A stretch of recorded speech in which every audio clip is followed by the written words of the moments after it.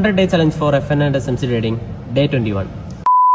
So ഇന്ന് നമ്മൾ നോക്കാൻ വേണ്ടി പോകുന്നത് എങ്ങനെ നമുക്ക് ഇത്രയും കാര്യങ്ങൾ വെച്ചിട്ട് ഒരു റിസ്ക് എൻട്രി പ്ലോട്ട് ചെയ്യാം എന്നുള്ളതാണ്. നമ്മൾ ചാർട്ടിലേക്ക് പോകാം.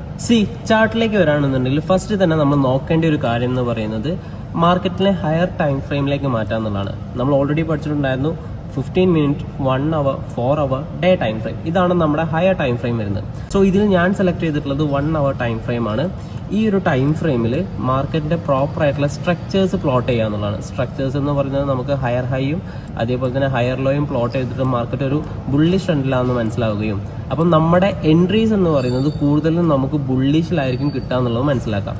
ശേഷം ഈ ഒരു എൻട്രി എടുക്കാൻ വേണ്ടിയിട്ട് ഞാൻ എടുത്തിട്ടുണ്ടായിരുന്നത് ഒരു ഹയർ ഹൈ മാർക്കറ്റിൽ ക്രിയേറ്റ് ചെയ്തതിന് ശേഷം നെക്സ്റ്റ് ആയിട്ട് വരുന്ന ഒരു ഇൻഡ്യൂസ്മെന്റിലേക്ക് മാർക്കറ്റ് വരാൻ വേണ്ടിയിട്ട് വെയിറ്റ് ചെയ്തു എന്നുള്ളതാണ്.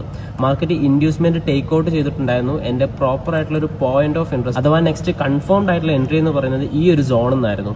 എന്നാൽ മാർക്കറ്റ് ആ ഒരു സോണിലേക്ക് എത്തുന്നതിന്റെ മുന്നേ തന്നെ ജസ്റ്റ് ഇൻഡ്യൂസ്മെന്റ് ടേക്ക് ഔട്ട് ചെയ്തിട്ട് റിവേഴ്സ് ചെയ്യുന്നതായിട്ട് എനിക്ക് കാണുന്നുണ്ടായി. സോ ഇവിടെ ഞാൻ ചെയ്തത് എന്താണെന്ന് വെച്ചിട്ടുണ്ടെങ്കിൽ മാർക്കറ്റിൽ വിക്ക് വെച്ച് ക്ലോസ് ചെയ്യാൻ വേണ്ടിയിട്ട് വെയിറ്റ് ചെയ്തതിന് ശേഷം വിക്ക് വെച്ച് ക്ലോസ് ചെയ്തതെന്ന് കൺഫേം ചെയ്തതിന് ശേഷം അതും ഹയർ ടൈം ഫ്രെയിമിൽ കൺഫേം ചെയ്തതിന് ശേഷം നെക്സ്റ്റ് ക്യാൻഡിലിൽ സ്റ്റാർട്ടിങ്ങിൽ തന്നെ ഒരു എൻട്രി എടുക്കുക എന്നുള്ളതാണ്. അതിൽ SL ആക്കി വെച്ചിട്ടുള്ളത് അവിടെ വിക്ക് വെച്ച് ക്ലോസ് ചെയ്തിട്ടുള്ളതിന്റെ ലോ ആണ്. സോ ഇങ്ങനെ എടുക്കുന്ന എൻട്രീസ് എന്ന് പറയുന്നത് ഒബ്വിയസ്ലി നമുക്ക് റിസ്ക് ആണ്. കാരണം മാർക്കറ്റ് മേ ബി ഈ ഒരു പോയിന്റ് ഓഫ് ഇൻട്രസ്റ്റിലേക്ക് വരുന്ന സമയത്ത് നമുക്ക് അവിടെ SL ഹിറ്റ് ചെയ്യാനുള്ള ചാൻസ് ഉണ്ട്.